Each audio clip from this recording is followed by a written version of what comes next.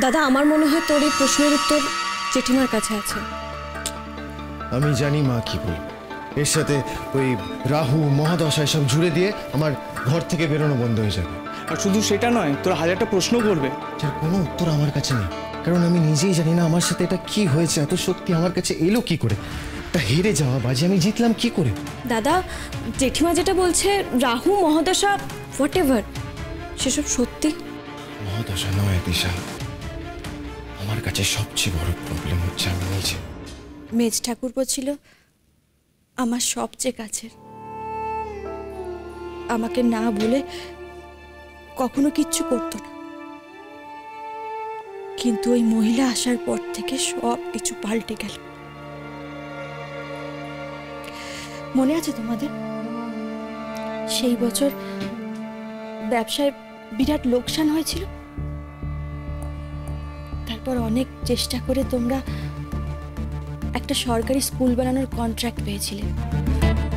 মনে আছে দেবশ্রী, সব মনে আছে।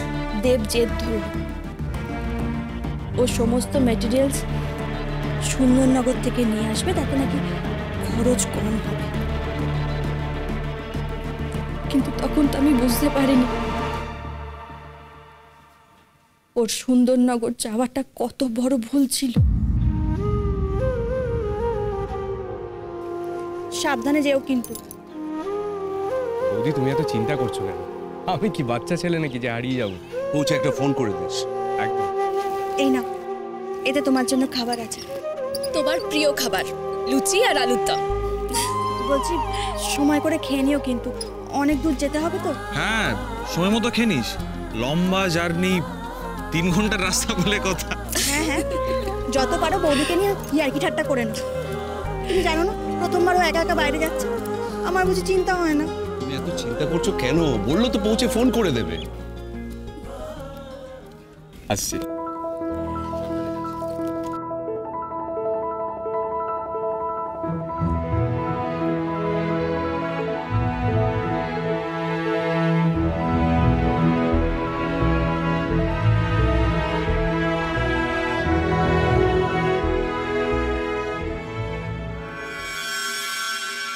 সেদিন আমরা মেজদাকে পাঠাইনি, ভাগ্য মেজদাকে তার পরিণতির দিকে টেনে নিয়ে গেছিল।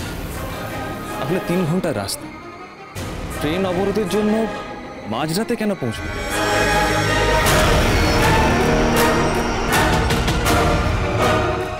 ডাইনি তার শিকারকে ফাঁদে ফেলার জন্য ডাইনি চক্র পেতে রাখে।